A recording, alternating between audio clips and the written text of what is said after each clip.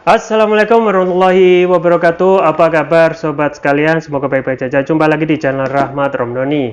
Kali ini kita akan membahas berita hangat dan masih hangat diperbincangkan, yaitu tentang respon Fadlizon ya tentang komentar dari Mahfud MD setelah pembubaran FPI ini masyarakat hidup nyaman ya. Ya ini juga patut dipertanyakan, ini menurut siapa ya? Kalau menurut pemerintah yang notabene-nya banyak kan dinilai memang tidak suka sih dari awal dengan FPI dan berseberangan dengan FPI pasti mengatakan seperti itu ya. Tetapi kalau kita melihat fakta realitas FPI yang banyak berkiprah ya di masyarakat ya, sekarang justru melihat FPI itu sekarang adalah penolong gitu. Misalnya sekarang di Semeru yang menjadi garis depan dan aktivitas yang lain ya, misalnya dahulu itu tsunami yang melakukan kegiatan sosial atau membantu para korban tsunami, salah satunya ya Ormas FPI. Ini adalah berita yang dilansir oleh genpi.co ya. Ini kita langsung saja saya bacakan. Mahfud MD sebut warga tenang tanpa FPI. Ini respon Fadlizon.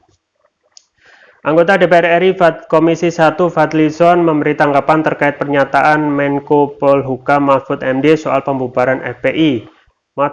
Mahfud MD sebelumnya mengatakan bahwa masyarakat lebih senang setelah FPI dibubarkan. Dirinya juga mengklaim iklim politik lebih stabil tanpa organisasi yang dipimpin Habib Rizik Syihab tersebut. Soal masyarakat lebih senang FPI dibubarkan, coba aja di polling, ujar Fadlizon kepada Gempi.co. Tidak hanya itu, Fadlizon juga menanggapi soal demokrasi di Indonesia jika FPI dibubarkan. Di lain kesempatan, Fadli juga sempat membahas soal Indonesia mengalami penurunan demokrasi. Terlebih lagi, menurutnya ada tendensi Islamofobia yang cukup besar dengan istilah-istilah seperti radikalisme. Bahkan terorisme juga dianggap sedang melakukan akumulasi kekuasaan, ujar Fadlizon. Selain itu, Fadlizon juga mengatakan bahwa pengkritik kekuasaan berpotensi tertuduh sebagai jaringan teroris. Mereka yang dianggap tidak sesuai dengan sikap pemerintah bisa saja sewaktu-waktu dituduh dengan berbagai alasan ikut dalam aktivitas terorisme, katanya. Menurut Fadli, hal tersebut sangat berbahaya dan berpotensi memberangus demokrasi di tanah air. Tentunya hal ini juga akan menyebabkan turunnya kenyamanan masyarakat yang dijamin oleh konstitusi, tandasnya. Ya, itu ya. Jadi memang Fadlizon menyoroti nilai demokrasi ya. Dan memang kalau kita melihat data ya, kalau kita melihat data indeks demokrasi kita itu turun drastis ya. Turun drastis, nilainya sekitar 6, ya. Turun dari 6,4, kalau nggak salah turun 6,2 ya. Jadi memang kalau kita melihat fakta ya, memang benar ya. Masyarakat senang itu menurut pemerintah, tetapi kalau ditantang oleh Fadlizon mari kita coba polling ya, apakah benar seperti itu, kan bisa jadi hal itu berlainan gitu ya, berlawanan ya, mengingat bahwasanya kalau kita tanya ya,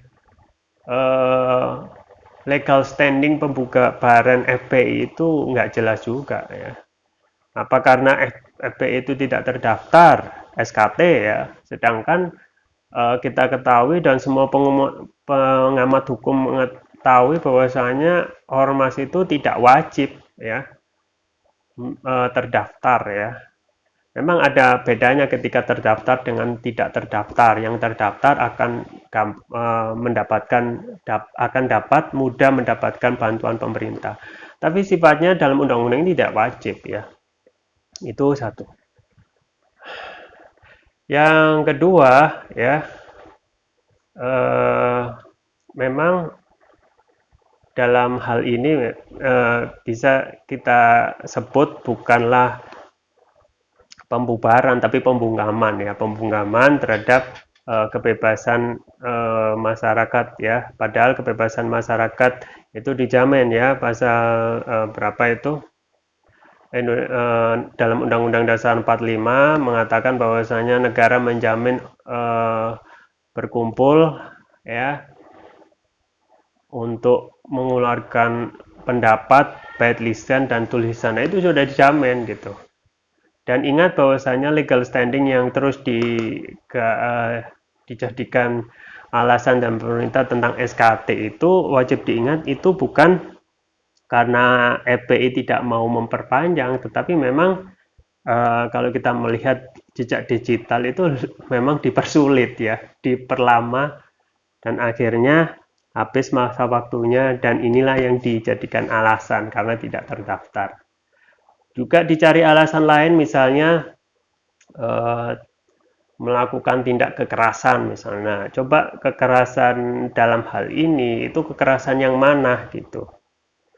Dan apa yang dikatakan oleh pengacara FPI ya Aziz Yanuar itu FPI sudah berubah loh ya, sudah berubah sejak 2016 kalau nggak salah ya. Itu sudah tidak memakai aktivitas kekerasan yang biasa kita mungkin membubarkan apa namanya klub malam misalnya.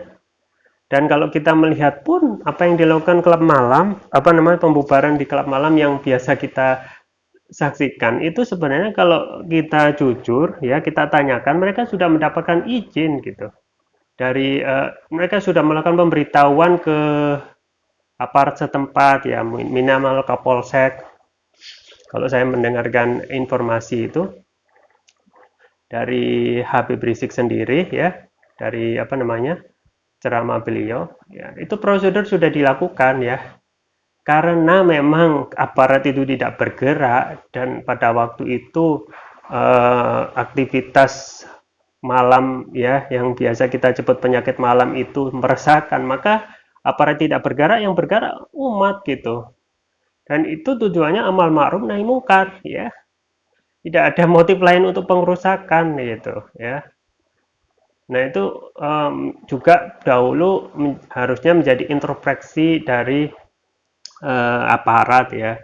Ketika memang pada saat bulan-bulan suci Ramadan memang harusnya harus ditertibkan ya karena tidak kunjung bergerak maka dahulu ya Laskar FPI itu yang bergerak dan sekarang memang sudah berubah tidak melakukan itu lagi Kak, katanya seperti itu kata dari internal ya.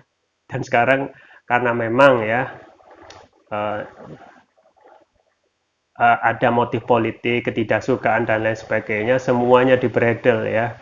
Dari kedatangan Habib Riziknya sendiri ya, yang kemudian dipermasalahkan ya dengan adanya dipermasalahkan dipidanakan dengan pasal kerumunan ya.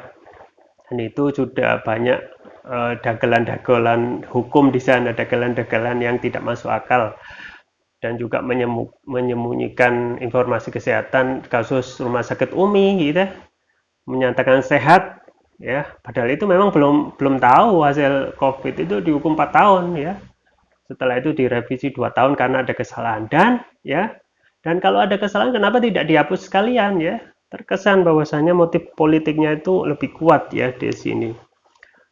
Semuanya pentolan-pentolan FPI-nya juga dipenjarakan ya dan semua akhirnya FPI-nya dibubarkan.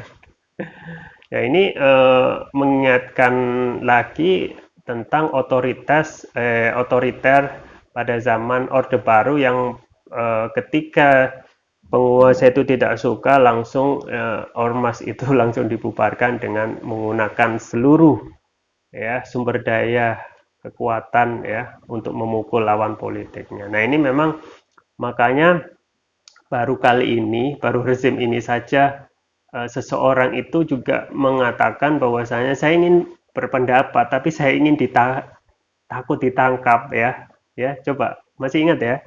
Dan itu masih berlaku sampai sekarang bahwasanya orang itu kadang berpendapat tetapi takut dipenjarakan ya gara-gara ada undang-undang ITE gitu.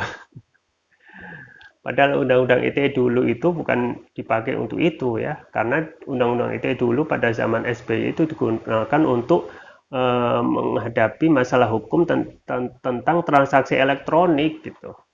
Dan sekarang dipakai untuk menggebuk siapa yang kritis terhadap pemerintah ya.